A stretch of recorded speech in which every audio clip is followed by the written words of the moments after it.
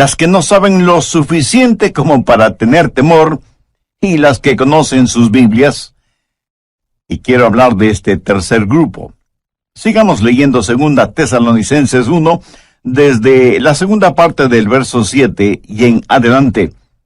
Cuando se manifieste el Señor Jesús desde el cielo con los ángeles de su poder, en llama de fuego, para dar retribución a los que no conocieron a Dios, ni obedecen el Evangelio de nuestro Señor Jesucristo, los cuales sufrirán pena de eterna perdición, excluidos de la presencia del Señor y de la gloria de su poder, cuando venga en aquel día para ser glorificado en sus santos, y ser admirado en todos los que creyeron, por cuanto nuestro testimonio ha sido creído entre vosotros.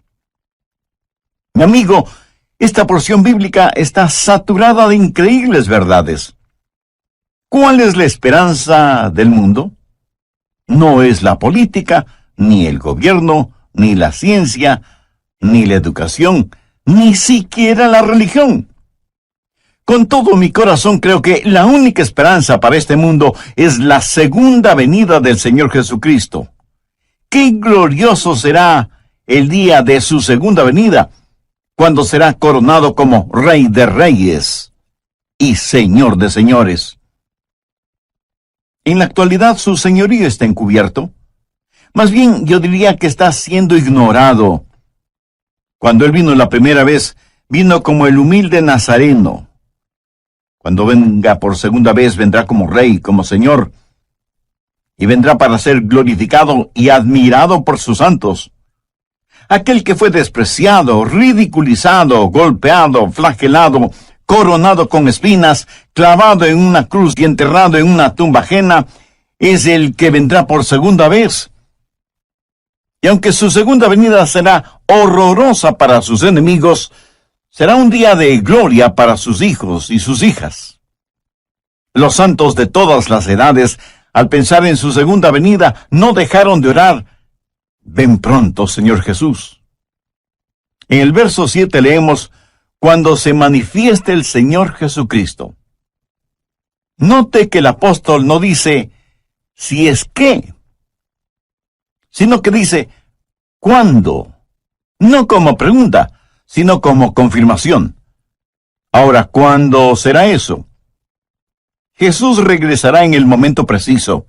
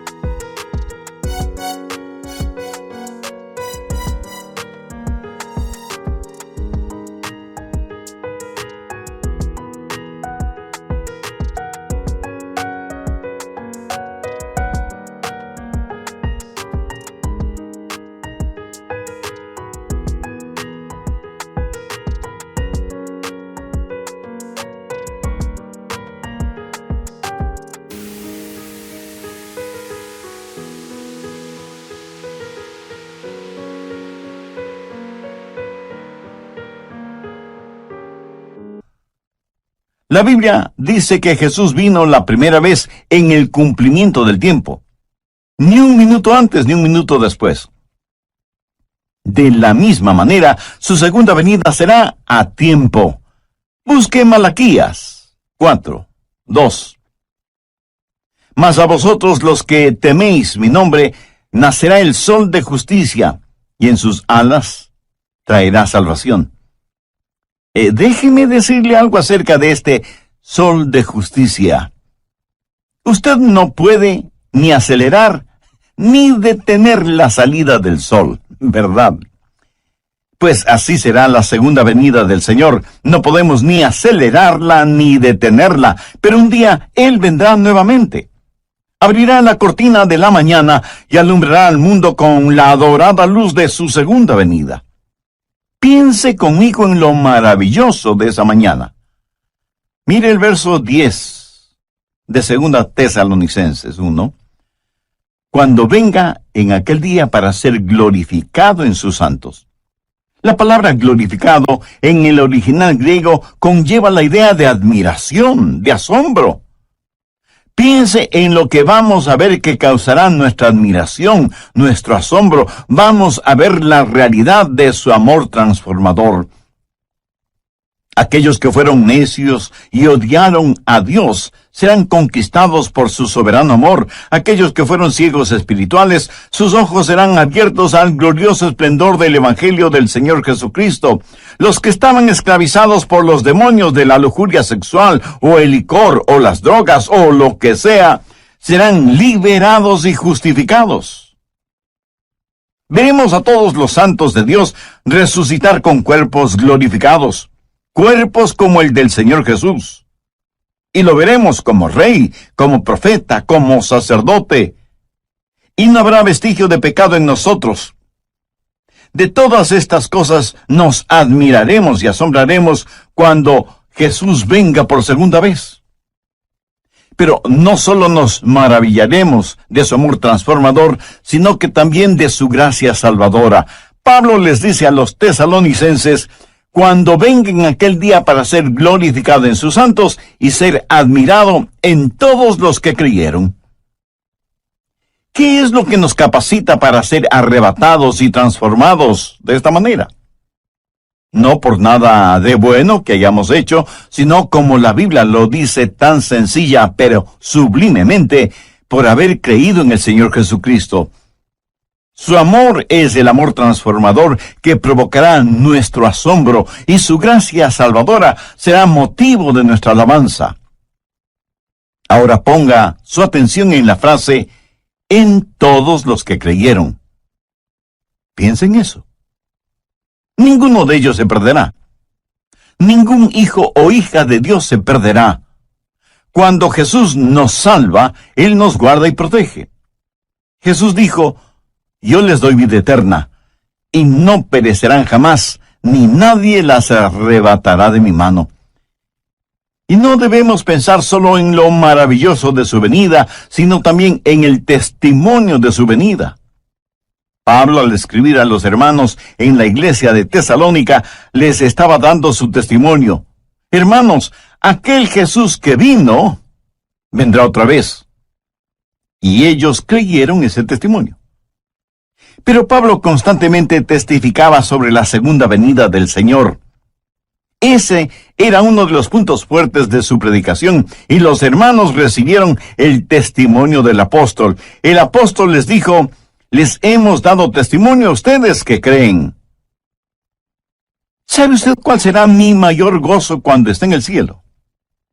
El ver a personas a las cuales tuve el privilegio de presentarles al Señor Jesucristo. Yo no quiero ir al cielo sin haber hablado a nadie de Cristo. Eso sería una vida totalmente desperdiciada, ¿no le parece? De eso está hablando Pablo, de la segunda venida de Cristo, cuando Jesús nos será revelado como Rey y Señor, de que Él vendrá y será admirado por sus santos, y que nuestro testimonio como creyentes debe mostrar que creemos más en lo que dice la palabra de Dios que lo que dicen los periódicos y las revistas. Pero Pablo dice algo más. No solo que usted necesita no atribularse, sino que la segunda verdad es la siguiente: usted no debe dejarse atrapar. No debe dejarse engañar. Busque 2 Tesalonicenses 2 desde el verso 1. Pero con respecto a la venida de nuestro Señor Jesucristo y nuestra reunión con Él, os rogamos, hermanos, que no os dejéis mover fácilmente de vuestro modo de pensar, ni os conturbéis ni por espíritu, ni por palabra, ni por carta como si fuera nuestra, en el sentido de que el día del Señor está cerca. Nadie os engañe en ninguna manera. Ahora, lo que sucedía en la iglesia de Tesalónica es que había una diabólica decepción. Alguien había escrito una carta falsa, firmada con el nombre del apóstol, diciendo que el rapto ya se había realizado y que ahora estaban viviendo en el día del Señor. Y el día del Señor significa tribulación. Y estos hermanos estaban sufriendo porque creían que el rapto ya había sucedido y que ellos habían sido dejados. Por eso el apóstol está desenmascarando esa diabólica mentira y les pide que no se dejen engañar. Hay cualquier cantidad de engañadores y charlatanes espirituales, cualquier cantidad de autoproclamados apóstoles, profetas y maestros que engañan a muchos en nuestros días. Y esa es la razón por la que estamos estudiando profecía bíblica. Pablo les dice a los hermanos: confiad en lo que os decimos. No se atribulen, no se dejen atrapar, no se dejen engañar, no se dejen engañar por nadie de ninguna manera. Y comienza a decir lo que va a suceder para que lo sepamos. ¿Y qué es lo que debemos esperar? Mire desde el verso 3. Nadie os engañe de ninguna manera, porque no vendrá sin que antes venga la apostasía, y se manifieste el hombre de pecado, el hijo de perdición, el cual se opone y se levanta contra todo lo que se llama Dios o es objeto de culto, tanto que se sienta en el templo de Dios como Dios, haciéndose pasar por Dios.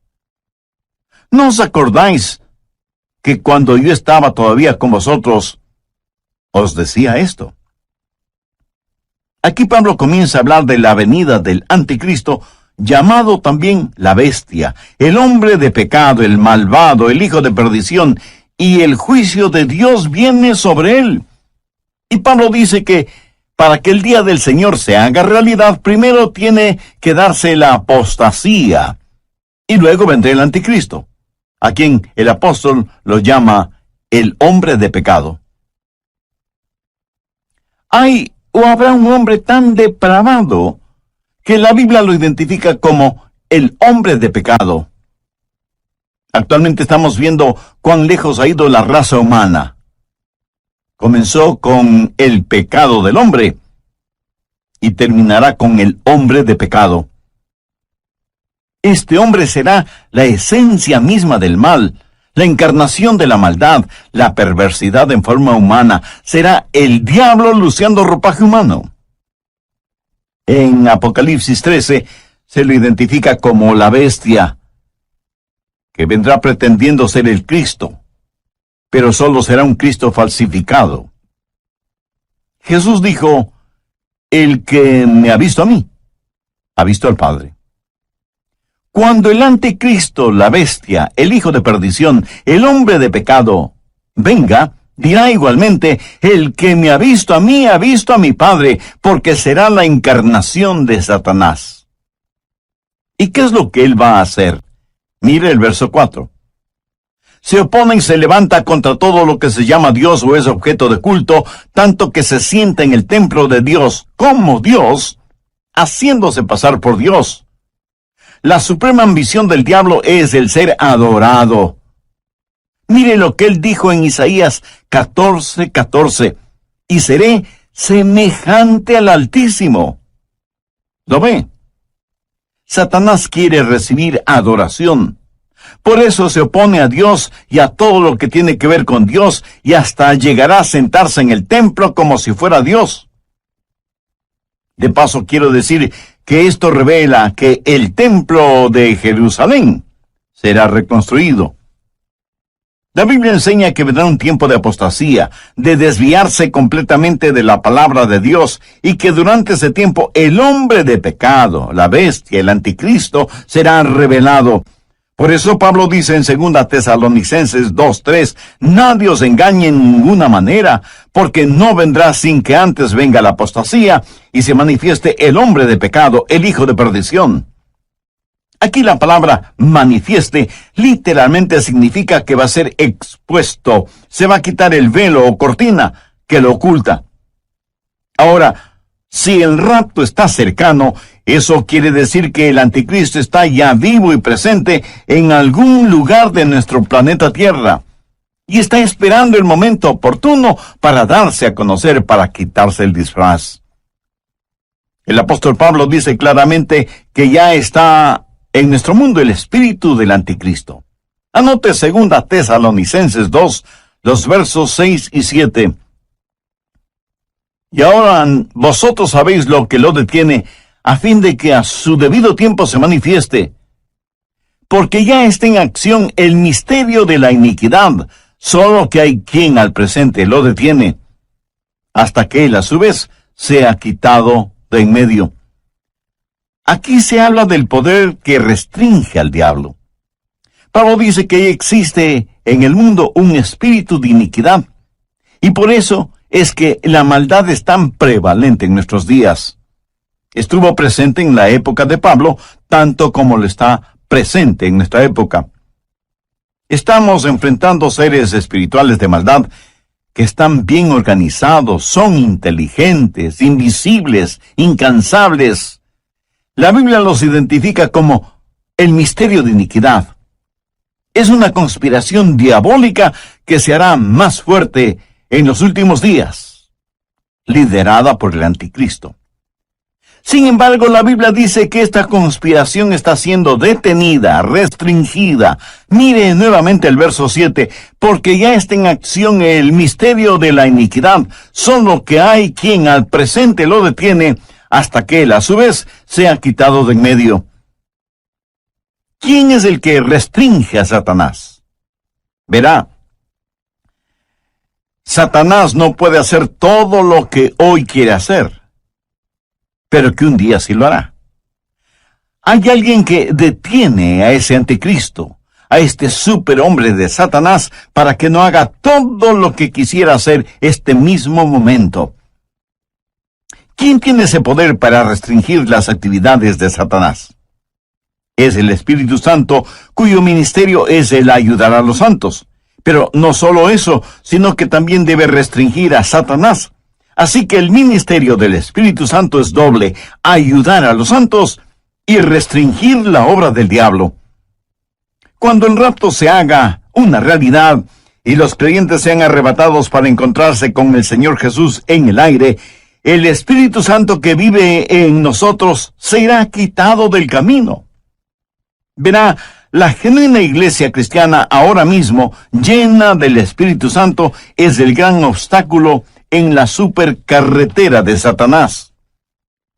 Al diablo le encantaría ver desaparecer la iglesia. El diablo quisiera detener la difusión de mensajes como este que le estoy entregando ahora mismo. Satanás estaría feliz si nosotros, hijos e hijas de Dios, juntamente con nuestras oraciones y el Espíritu Santo, no estuviéramos en su camino, porque le somos un impedimento para sus planes. La iglesia, llena del Espíritu Santo, es la fuerza que restringe la obra de Satanás en el mundo. Y si usted cree con toda razón que hay extrema maldad en el mundo, imagínese lo que sería y lo que será cuando el Espíritu Santo y la iglesia sean quitados del mundo. ¿Está usted lleno del Espíritu Santo? Lo estará si tiene a Cristo en su vida. En el programa anterior vimos 2 de 3 extraordinarias verdades que encontramos en 2 Tesalonicenses 1, los versos del 7 al 10. Primera, usted no necesita estar atribulado. Segunda, usted no debe dejarse engañar o atrapar. Bien, prosigamos con nuestro estudio. Uno de estos días, en un abrir y cerrar de ojos, en un parpadeo, seremos arrebatados. Y cuando eso suceda, será el día de fiesta en el infierno. ¿Por qué? Pues porque ya no habrá restricciones para Satanás. ¿Qué es la iglesia? La iglesia es sal y luz. ¿Qué es lo que hace la sal? Bueno, hace varias cosas: purifica, conserva, descontamina, pero también pica, quema e irrita. Somos la sal de la tierra, y cuando la sal sea quitada, comenzará el proceso de purificación. También somos la luz del mundo. Cuando esa luz sea quitada, las tinieblas cubrirán el mundo. Y cuando el Espíritu Santo que mora en cada creyente, que forma el cuerpo de Cristo, que es la iglesia, sea quitado, en ese momento habrá fiesta en el infierno, porque ya no habrá quien restrinja sus actividades. De todas maneras, y por lo general, los incrédulos no tienen ninguna simpatía por nosotros, los creyentes. Piensan que somos raros, necios, testarudos. Piensan que impedimos el avance del progreso, que actuamos a la antigua frente a los avances de la sociedad moderna, que defendemos reglas éticas, morales y espirituales que ya son obsoletas, y así por el estilo. Por eso los incrédulos no tienen ninguna simpatía por nosotros, los creyentes en el Señor Jesucristo. Pero uno de estos días abandonaremos este planeta. Ya no estaremos aquí. Uno de estos días el Espíritu Santo dejará de ejercitar su poder para restringir, y entonces nada impedirá que el turbulento diluvio de la maldad cubra toda la tierra. Ese es el tiempo que la Biblia lo identifica como la gran tribulación. Pablo les dijo a los tesalonicenses que no deben sentirse atribulados, que confíen en sus enseñanzas y que el día del Señor estaba cerca. Pero también les pidió que no se dejen engañar con cartas falsas o por charlatanes que mentían acerca de la segunda venida del Señor, y que el tiempo de la tribulación todavía no había llegado. La tribulación tendrá lugar después del rapto de la iglesia, después de la apostasía, después de que se manifieste el hombre de pecado, el hijo de perdición, el anticristo. Cuando usted entienda lo que el anticristo puede hacer, y lo hará, dará gracias a Dios por el ministerio del Espíritu Santo que restringe la actividad diabólica. El anticristo será el diablo encarnado. Ahora escúcheme atentamente. El anticristo será un gran genio intelectual. Su autoridad será sobrecogedora.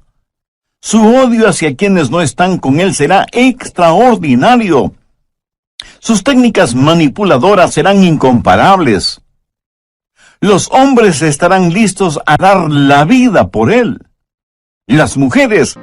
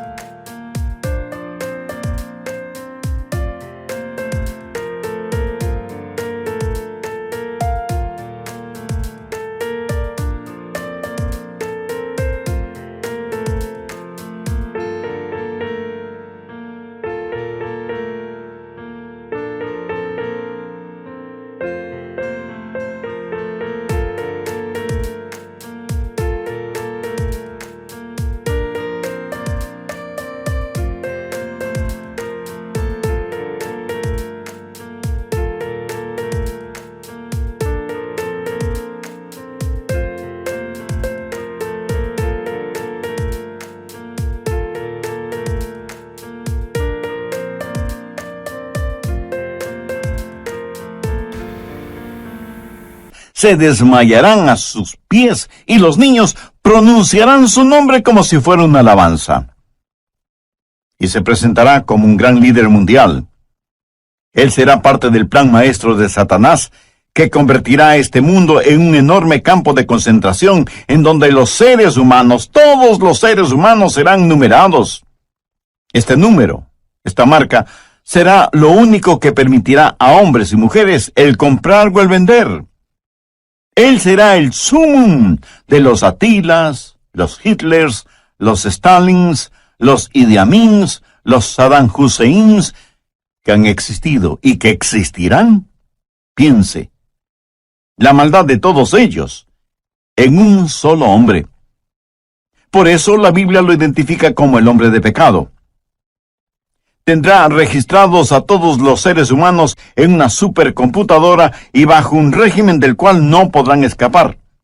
Y mientras más las máquinas actúan como hombres y más los hombres actúan como máquinas, será evidente la gran tribulación. Habrá días de tortura y de terror. Y quienes no hayan recibido al Señor Jesucristo como Salvador antes de la tribulación, creerán todas las mentiras del anticristo. Veamos 2 Tesalonicenses 2, los versos 11 y 12.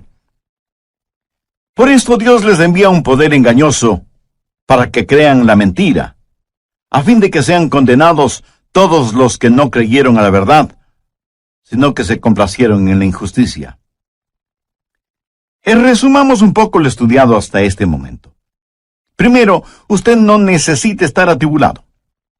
Segundo, usted no debe dejarse atrapar o engañar. Tercero, usted no debe abatirse o desanimarse.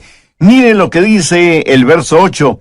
Y entonces se manifestará aquel inicuo a quien el Señor matará con el espíritu de su boca y destruirá con el resplandor de su venida.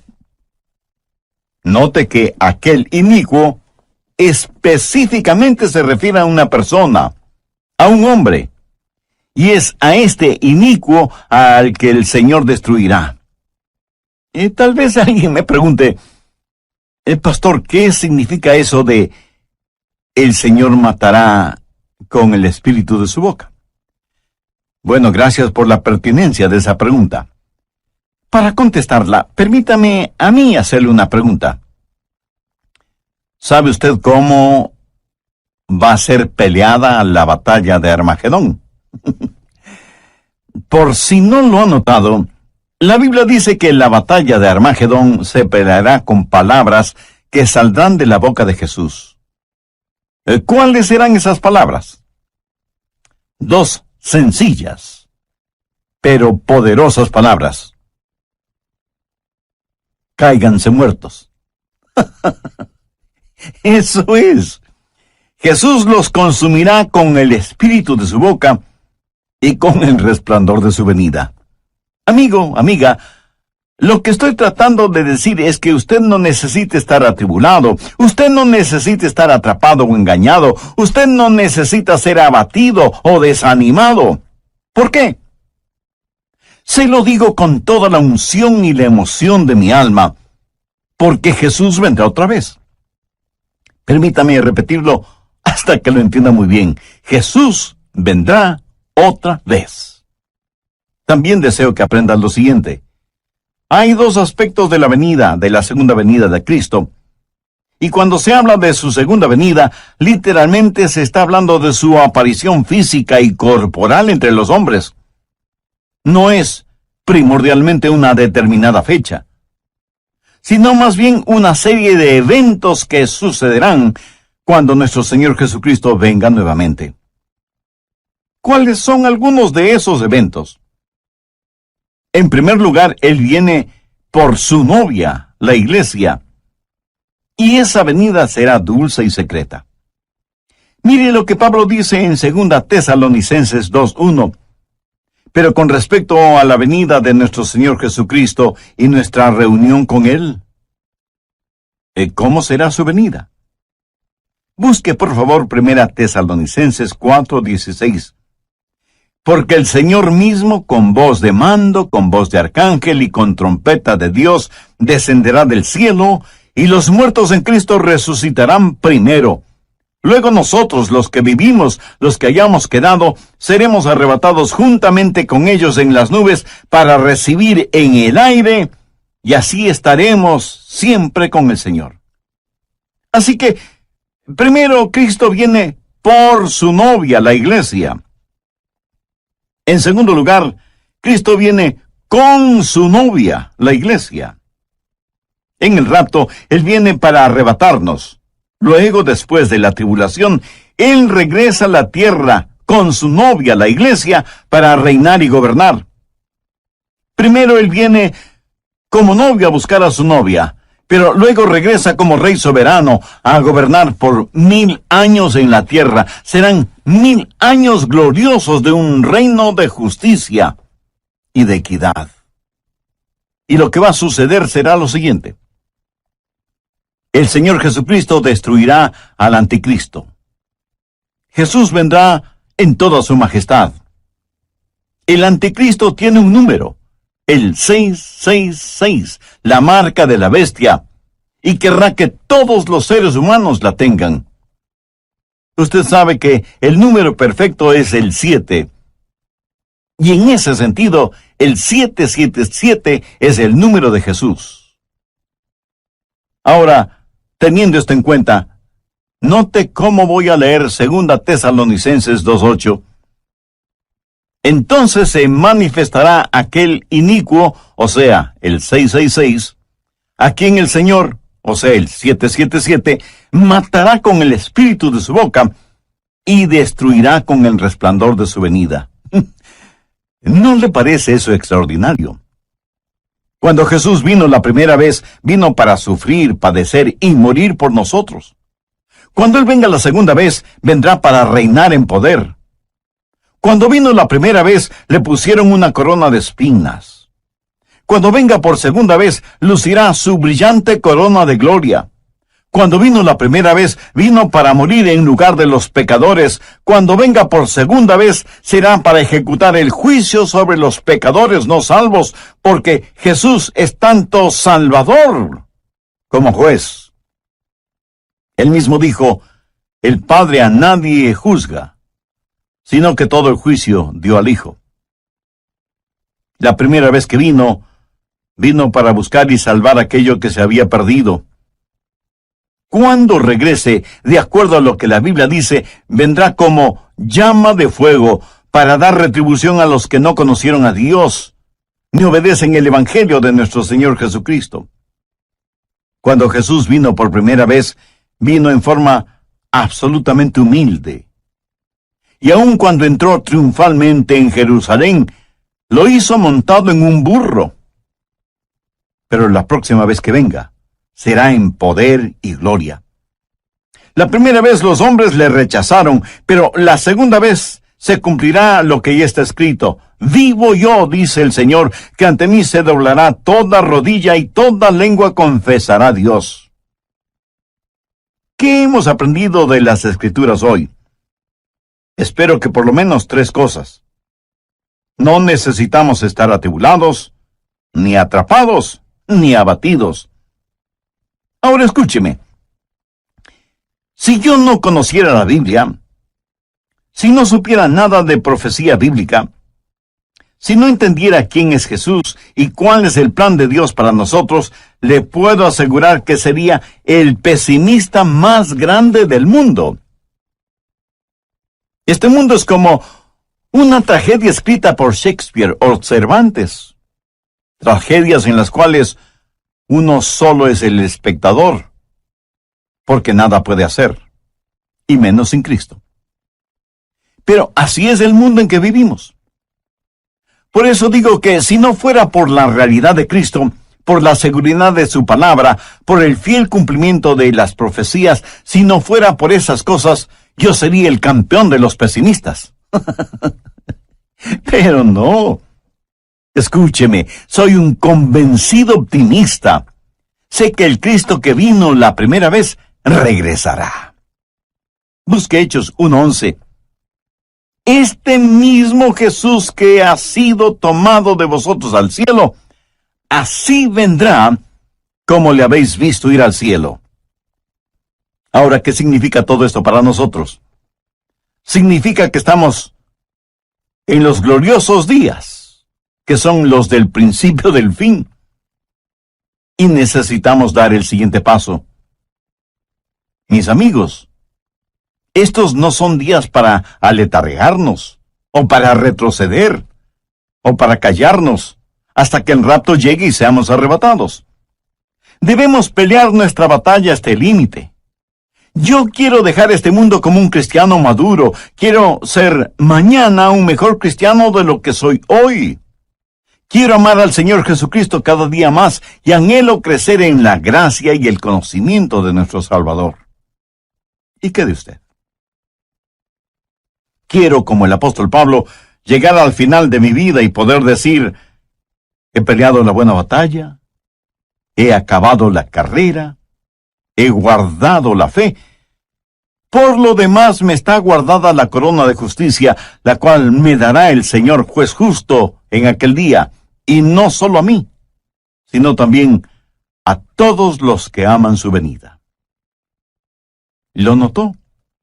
El gran apóstol Pablo, al final de su vida, dijo que continuaba subiendo y subiendo.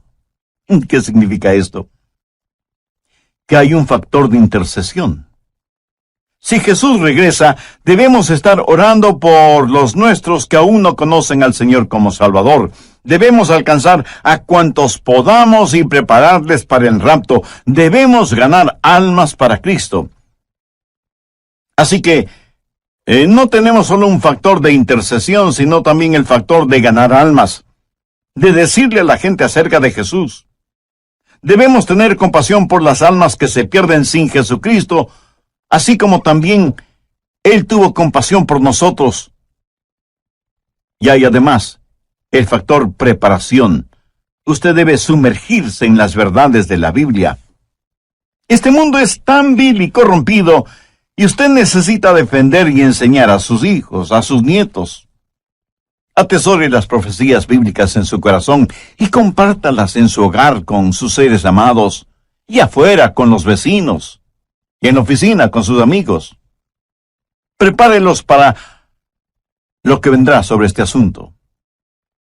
Yo siento verdadera pena por aquellos que no quieren entender las cosas de Dios y que por lo tanto no tienen un fundamento, una roca sólida en la cual afirmarse durante estos tiempos peligrosos que vivimos. Y finalmente, tenemos el factor del consuelo. Gracias a Dios que podemos decir, ven pronto, Señor Jesús. Ahora, si a usted le molesta la realidad del regreso del Señor Jesucristo, eso quiere decir que usted ama las cosas que este mundo ofrece, y consecuentemente no ama a Jesús. Porque si usted amara a Jesús, estaría más que anhelante de su segunda venida. ¿Por qué? Porque ese será un día extraordinario cuando Él venga con sonido de trompeta, y en un abrir y cerrar de ojos seremos arrebatados para encontrarnos con el Señor en el aire. Entonces cada uno de los redimidos podrá decir en forma personal lo que en forma tan convencida dijo el rey David: en cuanto a mí, veré su rostro en justicia, estaré satisfecho cuando despierte a su semejanza. ¿No le gustaría a usted también poder decir lo mismo? Y bien puede, si toma una decisión espiritual por Cristo ahora mismo. Si así lo desea, le invito a repetir conmigo una corta oración. Lo que voy a decir es solo para que le sirva de guía, pero usted ore con sus propias palabras. Dígalas en voz alta o en voz baja, o silenciosamente si así lo prefiere. Pero ore con fe, con sinceridad, con convicción, porque esta decisión tendrá repercusiones eternas.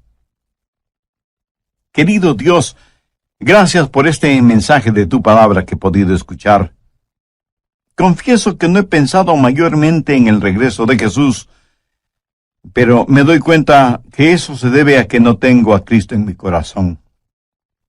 Sé que soy pecador, y más que tu juicio, necesito tu gracia y tu misericordia. Señor Jesús, tú entregaste tu propia vida en la cruz para pagar la culpa de mis pecados, para perdonarme, limpiarme y darme una nueva y abundante vida. Te invito a que vengas a morar en mi corazón y seas mi Salvador y mi Señor. Ayúdame para ser la clase de persona que tú quieres que sea y dame la fortaleza para que nunca me avergüence de ti o de tu santa palabra. Hazme un instrumento útil y de bendición en tus manos.